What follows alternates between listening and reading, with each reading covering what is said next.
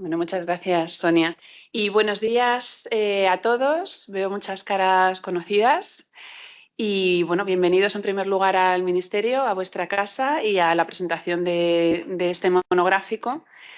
Un repaso a 50 años de urbanismo en España, 1975-2025, nada más y nada menos. Se trata de un número, ahora lo comentábamos, muy trabajado, muy singular, que estoy segura que se va a convertir en un referente para el urbanismo en España y también para la propia revista. Quería, en primer lugar, agradecer con estas primeras palabras a los coordinadores del monográfico, a Miguel Fernández Maroto, que me acompaña en la mesa, a Iván Rodríguez Suárez y, por supuesto, Eduardo de Santiago, que además de coordinar el número, bueno, sabéis que está detrás de toda la coordinación de la revista por la parte del Ministerio. También quería hacer extensiva la felicitación en primer lugar a todos los autores. Muchos de vosotros nos acompañáis hoy. No quiero olvidarme del director de la revista que coordinó este número, Rafael Mata, ni de nuestro nuevo director que nos acompaña, José María Ezquiaga, y por supuesto de nuestra subdirectora de Políticas Urbanas, Sonia, que sin ella, la verdad, nada de esto sería posible. Estamos en un momento muy importante para el urbanismo en España y creo que es un momento muy adecuado para analizar de dónde venimos durante estos años, nuestra historia, pero también cómo canalizar todo ese aprendizaje para afrontar los nuevos retos que tenemos por delante y retos que ya no son del futuro, sino que tenemos, bueno, pues a la vuelta de la esquina. Este año, 2025, se conmemora el 50 aniversario de nuestra Ley del Suelo de 1975 y en el transcurso de este medio siglo España ha experimentado transformaciones increíbles, ¿no? Transformaciones políticas, demográficas, sociales, económicas, que han ido acompañadas de transformaciones territoriales o transformaciones urbanas, que son en las que se centra este monográfico. La Ley del Suelo del 75, aun siendo previa a la democracia y heredera de grandes rasgos de la Ley del 56, es uno de los pilares indiscutibles del urbanismo que conocemos hoy en día en España.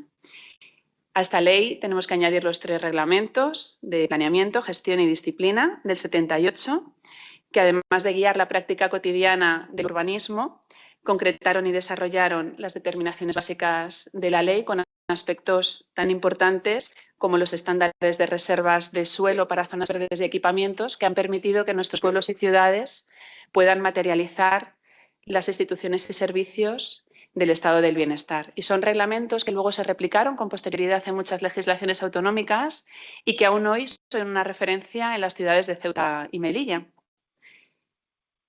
Luego vino, como bien sabéis, la aprobación de la Constitución española, la consabida descentralización de competencias en materia de vivienda y de urbanismo a las comunidades autónomas, y esto nos ha dado un panorama muy complejo, pero también muy enriquecedor, donde convive una normativa estatal, conviven las legislaciones autonómicas y conviven las competencias en materia de planeamiento urbanístico de los ayuntamientos.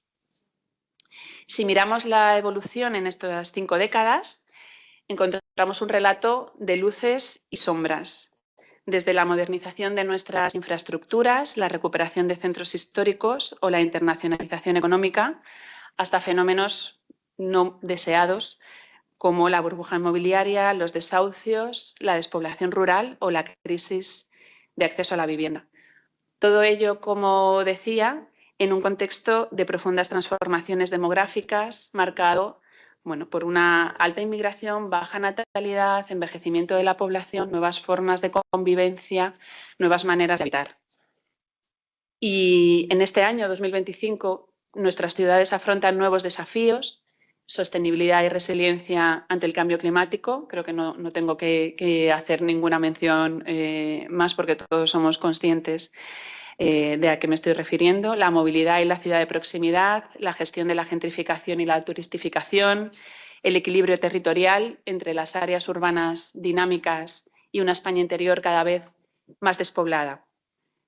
Yo creo que esta jornada, este monográfico, llega en un buen momento. Nos invita a reflexionar por este contenido y este recorrido histórico, pero sobre todo para proyectar hacia el futuro las lecciones aprendidas. Porque el urbanismo como disciplina, como política pública, sigue siendo una herramienta esencial para garantizar el derecho a la vivienda, en primer lugar, el interés general del uso del suelo, que debemos preservar, y la construcción de ciudades más sostenibles, más resilientes, más inclusivas y más amables con los ciudadanos, que para eso nació la ciudad. Este monográfico analiza la evolución en sus diferentes artículos y sin ánimo de asumir las presentaciones de los coordinadores, sí quería destacar las grandes secciones que aborda.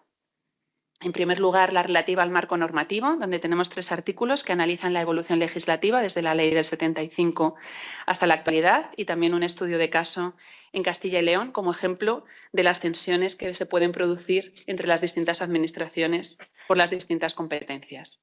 Una segunda sección sobre el mercado inmobiliario, la vivienda y los equipamientos, donde se abordan las sucesivas burbujas inmobiliarias, la desconexión entre el planeamiento y la política de vivienda, las herramientas urbanísticas frente a la especulación y el papel de los estándares dotacionales en la construcción de ciudades equipadas.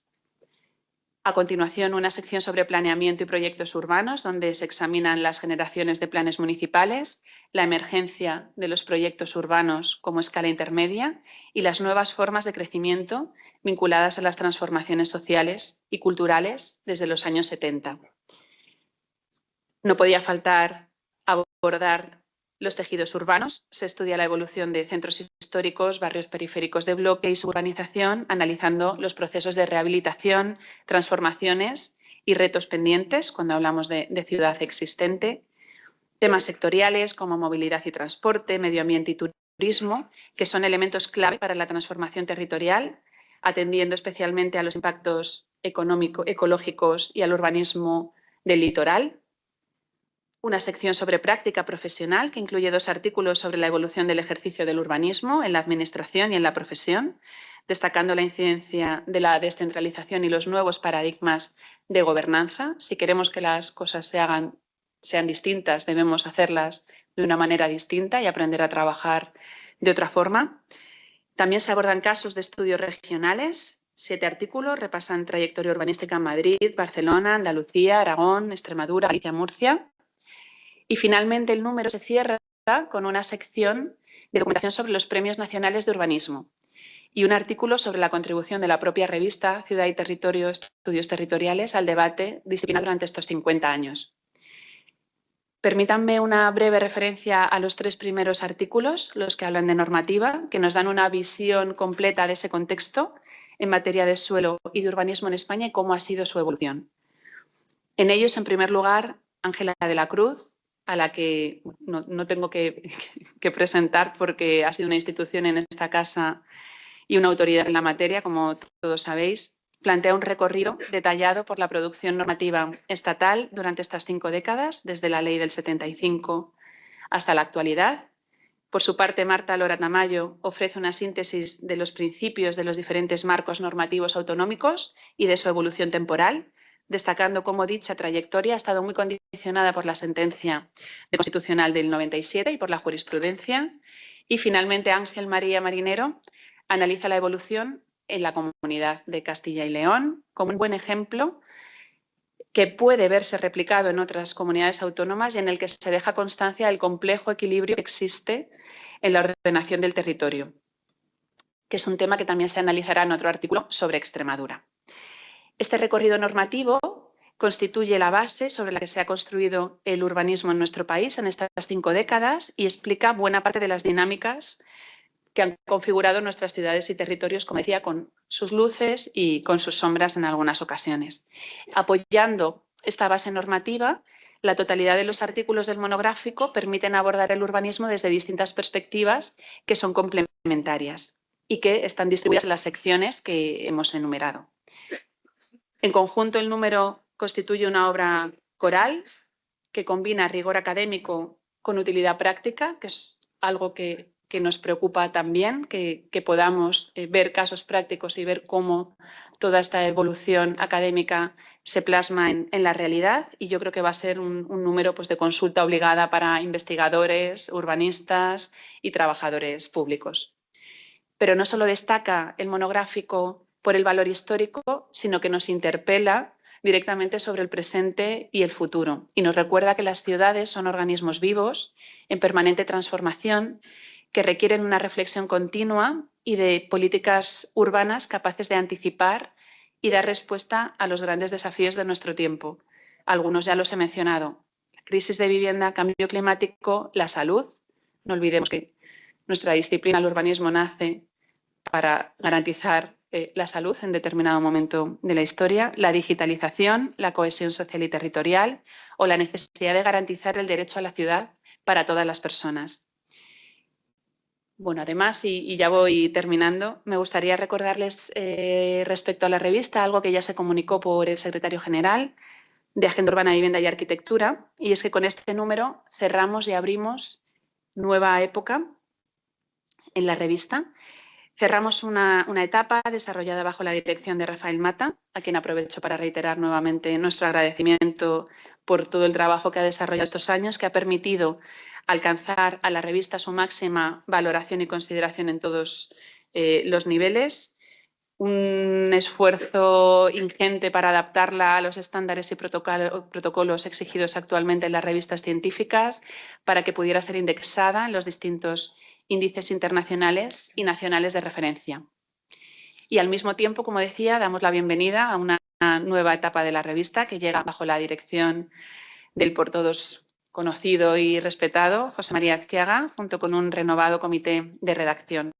Aprovecho también para desearte el mayor de los éxitos, José María, a él y a todo el equipo. Y bueno, les anuncio ya que haremos una presentación del que será el primer número de esta nueva etapa sobre arquitectura y vivienda, nuevas formas de habitar. Bueno, espero unas semanas, quizá meses, pero ya está en el horno. Y simplemente ya añadir una reflexión final. Si algo nos enseñan estas 5 décadas de urbanismo en España es que no existe un modelo único ni un modelo definitivo, sino un proceso continuo de adaptación a los cambios sociales, económicos, demográficos y ambientales. Cambios que en estos tiempos que vivimos, además, son muy rápidos y necesitamos herramientas que nos permitan una flexibilidad para poder atender a esa velocidad de los cambios que hasta ahora no teníamos.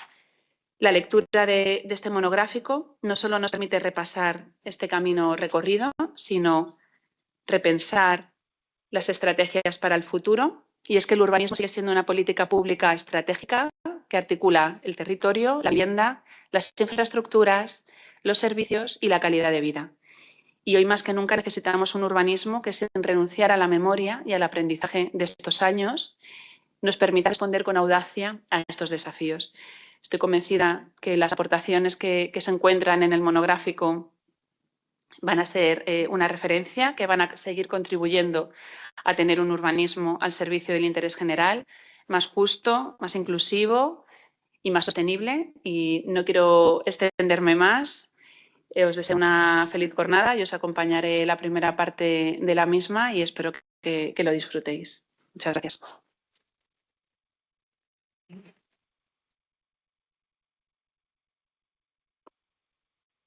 Muchas gracias, directora. Muchas gracias, Maite. A continuación tienen la palabra los responsables directos del monográfico, los coordinadores. Miguel Fernández Maroto, profesor de la Escuela Técnica Superior de Arquitectura de la Universidad de Valladolid. Iván Rodríguez Suárez, profesor de la Escuela Técnica Superior de Arquitectura de Madrid, de la Universidad Politécnica de Madrid. Y Eduardo de Santiago, que además de ser compañero de la Subdirección General de Políticas Urbanas, es el secretario de la revista y a quien aprovecho para agradecerle no solamente la coordinación de un monográfico que, como ha dicho la directora, será referencia y ya lo es en el urbanismo y en la historia de la revista, sino también por todo su trabajo en relación con la revista. Luego habrá tiempo para los agradecimientos, pero también como responsable directo del equipo, a Nélida, a Miguel Tudela, a Carolina y a todos los que hacen un esfuerzo para que esto hoy sea posible. Muchísimas gracias. Adelante. Bueno, voy a hablar yo inicialmente. Probablemente le tocara a Eduardo hacer este rol de presentación porque fue él quien más trabajo ha tenido, diría, a lo largo del monográfico por su doble función. Ha ejercido de coordinador, por un lado, y de secretario de la revista, y le ha tocado, además, perseguirnos a todos, en especial a mí, y asumo mi culpa ahora mismo, con las fechas. Porque la cosa, claro, como habéis visto, el volumen del monográfico es notable y poner en orden a todas estas personas que han trabajado de forma desinteresada, todo hay que decirlo, en la revista, tanto autores como evaluadores y demás, pues ha sido una tarea ingente que no solo ha corrido a cargo de Eduardo, sino de sus compañeras, a quien también agradezco, Nélida y Carolina son, ¿no? Nélida y Carolina, que vamos, aquí conmigo especialmente han tenido mucha paciencia. Bueno, María Teresa ha hecho una introducción fabulosa, yo creo, sobre los contenidos de la revista. Yo me voy a centrar básicamente en explicar cuál ha sido el enfoque de los coordinadores. Diré cosas con las que probablemente los otros dos coordinadores no coincidan y posiblemente esto sea una de las características indudables de este número y de la producción editorial coordinada, que es que no se pretendía construir un relato unitario, sino que lo que ha salido pues es una panorámica caleidoscópica de una situación complejísima y difícilmente resumible.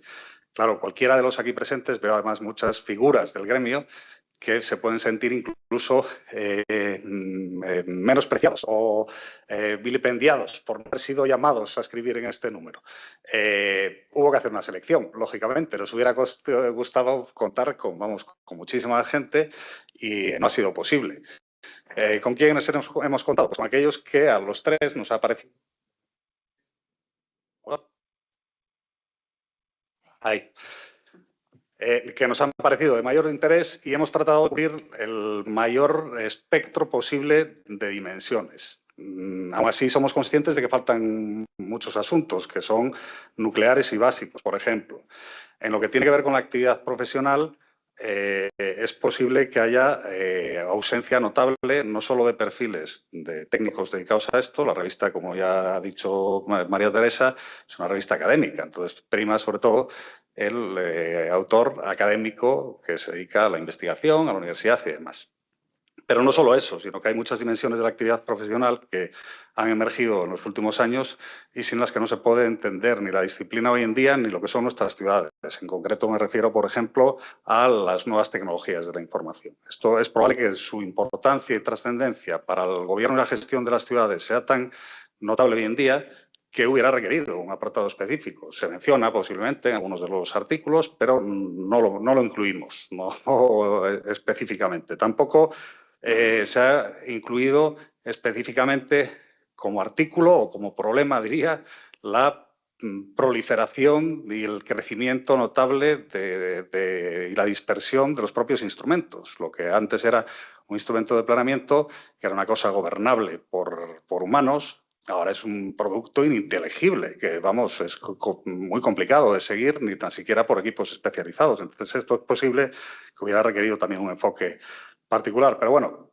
insisto que a pesar de estas carencias, nosotros no pretendíamos ni hacer un balance general, ni creemos que sea posible, o por lo menos eso pienso yo, porque estos 50 años, en realidad las 5 décadas, es un pretexto, es una fecha redonda, es un número mágico y fantástico, pero no sé hasta qué punto es factible periodicizarlos y partirlos en pedazos. Lo hemos tratado de hacer en la parte inicial introductoria, que habréis visto que hay una línea del tiempo muy extensa y simplemente por el hecho de que no cabía en el mismo papel hubo que partirla. Eso ya lleva una interpretación implícita, aunque no la queríamos, pero está cortada en trozos. Entonces ya presupone ciertas etapas.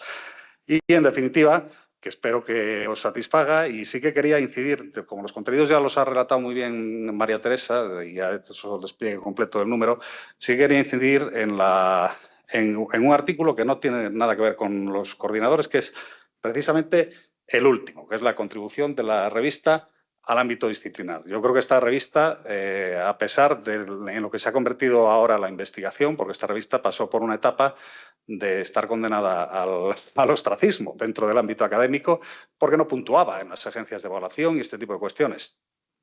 Afortunadamente, ha sido rescatada de esa situación y esto hay que agradecerlo al Ministerio, que ha sabido apostar por esto y ha invertido el esfuerzo y la energía en procesos que son realmente infumables, por decirlo lisa y llanamente, para enfrentarse a agencias de evaluación y tratar con un personaje indio que no sabe ni de qué va el planeamiento en España y conseguir que te den un papelito que diga que esto sirve para nuestra vida académica. Entonces, esto es un éxito que no valoramos lo suficiente, yo creo. Disponer en el gremio y en el ámbito disciplinar de una revista indexada es un exitazo y rogaría al Ministerio y a las autoridades porque hagan lo posible para que esto continúe siendo así. Y vamos, que muchísimas gracias en lo personal por haber tenido el honor de participar en este número y poco más podría decir, que además yo creo que vamos sobre la hora y que intervengan mis dos compañeros. Muchas gracias.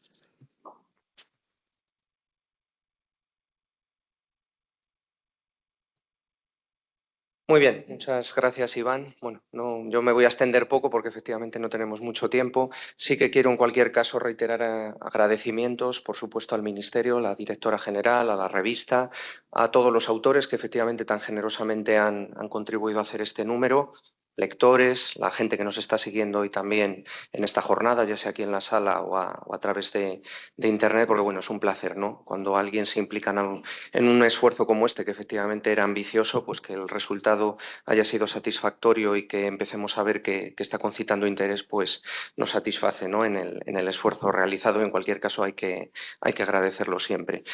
Ya se ha puesto sobre la mesa, ¿no?, lo fundamental de lo que se pretendía con este monográfico. Yo simplemente voy a reiterar otra vez dos ideas que yo creo que son fundamentales, ¿no? Abordar un ejercicio como este de historia reciente, tan reciente que se proyecta hasta la actualidad, es un problema historiográfico en cierto modo, ¿no? Pero para nuestro gremio, digamos, para nuestra disciplina, el urbanismo, yo creo que siempre es particularmente interesante, ¿no? Por cuanto hacemos este ejercicio por ver en qué medida nos sirve, nos ayuda a lo que vamos a hacer ahora o lo que vamos a hacer a corto o a medio plazo, ¿no? Esto también yo creo que es una reflexión importante que ya se ha mencionado, pero que sí que me apetecía también volver a reiterar. Y otra cuestión que también ha salido. Todos tenemos en la cabeza efectivamente grandes autores que han hecho tantísimo, ¿no?, por la historia del urbanismo en este país. Algunos aquí, otros que no están, no sé, por decir alguno, Fernando de Terán, Ramón López de Lucio, ¿no?, tantos y tantos. Pero esto cada vez es más difícil, ¿no?, que haya personas de ese calibre intelectual por un lado y por otro lado capaces de abordar en la enorme complejidad que ha adquirido el urbanismo, digamos, de una manera individual autónoma, es complicado, ¿no? Es más lógico pensar en que efectivamente es más útil hoy en día apostar por este tipo de esfuerzos corales, donde efectivamente convergen voces muy diversas, desde muy diversos ámbitos, también con opiniones distintas, ¿no? Si ustedes leen los artículos del monográfico, verán que hay perspectivas incluso opuestas, ¿no?, sobre los mismos hechos. Eso no es un problema, al final yo creo que es también una riqueza y es algo por lo que espero que podamos seguir realizando en el futuro. Y estoy convencido que Ciudad y Territorio será un instrumento clave en ese sentido. Lo viene siendo desde hace más de 50 años y bueno, yo estoy convencido que lo seguirá siendo en el futuro. Muchas gracias.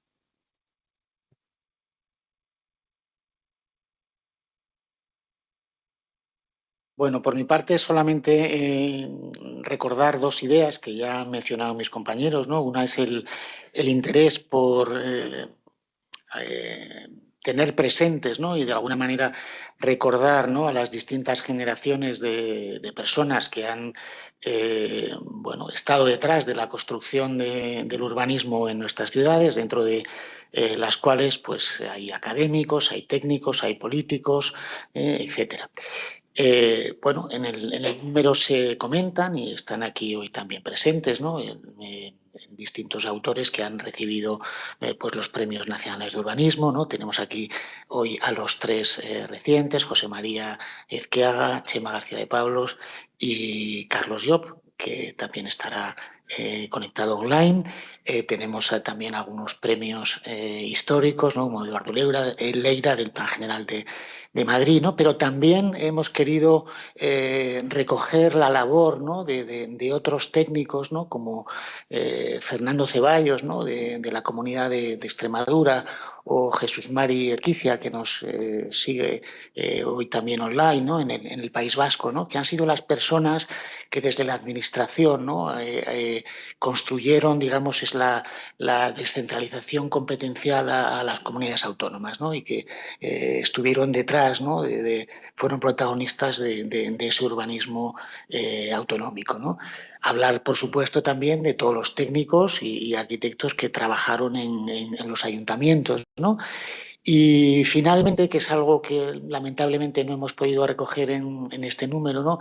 El tema de los ciudadanos, ¿no? En esta época del urbanismo de la transición, pues fue fundamental, ¿no? Todos los movimientos ciudadanos y la participación ciudadana y, bueno, como esos primeros ayuntamientos democráticos, ¿no? Recogieron y canalizaron todos esos procesos, ¿no? Eso está de alguna manera en el número, pero no tiene un artículo dedicado. No nos olvidamos de ello porque en estos años próximos se van a ir cumpliendo, ¿no? Sucesivos aniversarios, ¿no? De la Constitución, de los primeros ayuntamientos democráticos, etcétera. Entonces tendremos ocasión de hacer unos números con una mirada más histórica a todo ese periodo, ¿no? de un poco del urbanismo, los años dorados del urbanismo en España, ¿no? De esos primeros años. Bueno, y luego otra reflexión, más allá de esta de las personas, ¿no? Que es la historiográfica que comentaba Miguel, ¿no? ¿Cuál ha sido nuestro enfoque al hacer este número, ¿no? Pues el enfoque ha sido el de utilizo una cita del que fue primer ministro británico, ¿no? Macmillan, que decía que tenemos que usar el pasado como trampolín y no como sofá. Es decir, que bueno, el pasado no es un sitio cómodo, estos 50 años tampoco lo han sido, pero sobre todo tenemos que utilizarlo para proyectarnos hacia el futuro, ¿no? Vivimos unos momentos de importantes retos en las ciudades españolas, ¿no? Con todos los procesos que están sucediendo. Y es un momento óptimo para reflexionar, cómo no, en la capacidad del urbanismo y del planeamiento para regular esos procesos, porque en el fondo de eso es de lo que trata el planeamiento, ¿no? De la regulación de las fuerzas, los procesos y los actores que intervienen en la ciudad, ¿no? Y bueno, pues ahí me gusta siempre recordar esa frase de Fernando de Terán, ¿no? Que dice, bueno, la diferencia entre los planes y los planos, entre lo que proyectamos y lo que termina siendo la ciudad, la realidad, ¿no? Y si miramos hacia atrás, ¿no? Qué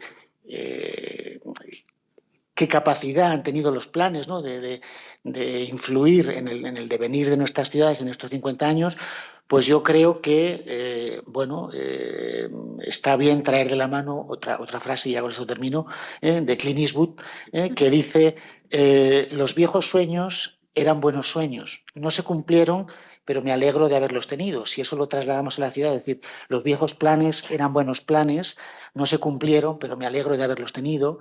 Es decir, que bueno, los planes con sus cosas buenas y sus cosas malas, al final creo que la mirada tiene que ser positiva, o sea que nuestras ciudades son lo que son gracias a ellos, ¿no? Y ahí creo que el planeamiento ha jugado un papel y debe seguir jugando, y nos toca a nosotros reflexionar en cuál debe ser esa nueva mirada hacia el planeamiento para que bueno, esa regulación de los procesos de la ciudad siga siendo posible. Nada más, muchas gracias.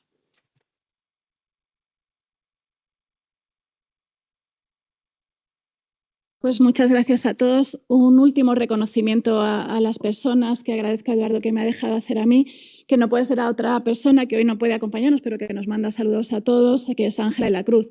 Durante sus 30 años de carrera profesional, al frente de una Subdirección General de Urbanismo en el Estado, sin competencias urbanísticas, obviamente no ha sido una etapa fácil, pero sí que ha tenido un papel fundamental, no solamente en la historia de la normativa, como bien deja reflejado y ha dicho la directora en el artículo que escribe en la revista, sino también en llevar a la revista Ciudad y Territorio donde en este momento se encuentra. Como digo, no puede acompañarnos, pero nos manda un saludo a todos.